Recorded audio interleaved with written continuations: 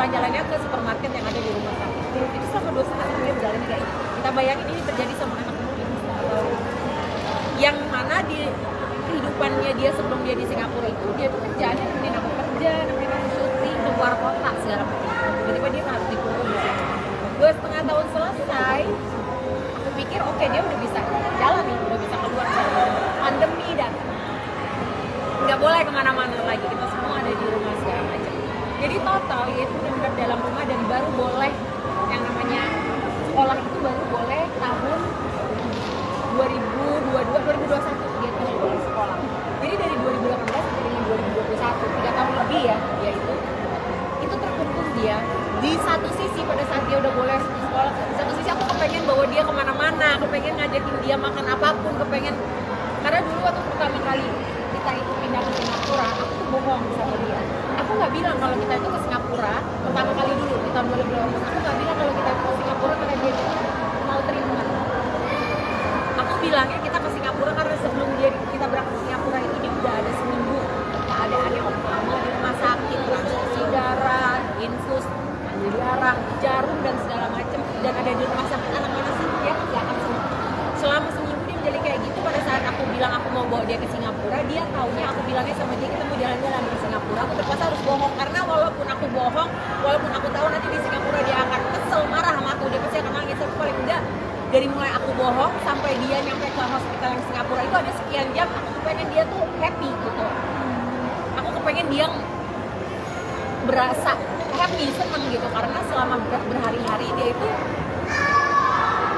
tersiksa gitu kan, sama jarum sama segala macam.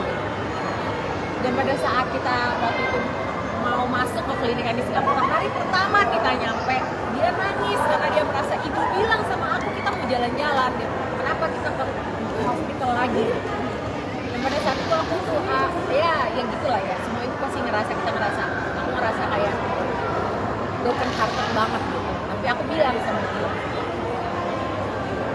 kita kesini karena kamu harus treatment. Aku bilang, Aisyah masih belum terlalu sehat, kita kesini, kita ketemu dokter, kita treatment biar Aisyah sehat. Begitu Aisyah sehat, Aisyah mau kemana jalan-jalan ke Singapura, ibu bawa. Jadi ya, dan ini setiap kali aku cerita begini, aku tuh kayak inget lagi ke hari itu, aku inget gimana matanya dia, dan aku bersyukur sekali. Tapi kalau aku inget hari itu lagi tuh, aku inget betapa broken heart-nya aku gitu. Dan sehingga pada saat dokter bilang oke, dia udah boleh jalan, dia udah boleh keluar, dia boleh main apa segala macam, perasaan insting ibuku pertama kali adalah aku pengen meluluskan janjiku sama dia gitu. Dan bawa dia ke sana sini. Tapi kan walaupun pandemi udah jadi endemi, tapi tetap ada. Belum lagi dengan adanya hal-hal lain lah yang kita tahu ya, tiba-tiba ada ini, ada itu, harus segala macam. Jadi aku mencoba untuk bersabar, tetap bersabar, pelan-pelan. Aku udah mulai bawa dia udah bisa makan, bawa makan makanan di restoran. Dulu dia itu kalau kepengen fried chicken, ya kita tahu tuh ya, yang fried chicken itu gerai-gerai itu yang ada di mana-mana. Dia dulu kalau pengen itu, aku tuh bohong.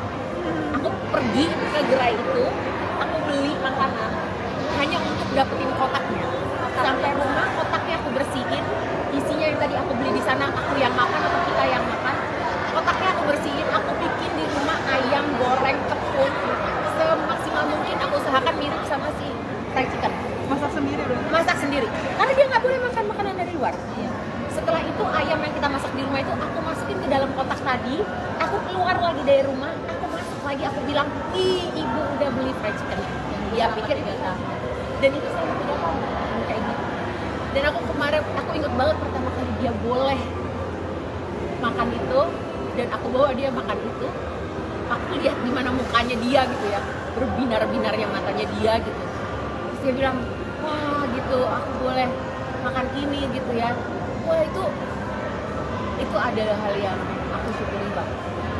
Jadi saat ini aku menikmati, bersyukur dan menikmati dengan apapun step by step yang akhirnya kita bisa jalani sekarang. Ya. Akhirnya bisa kita jalani. Jangan lupa subscribe ya.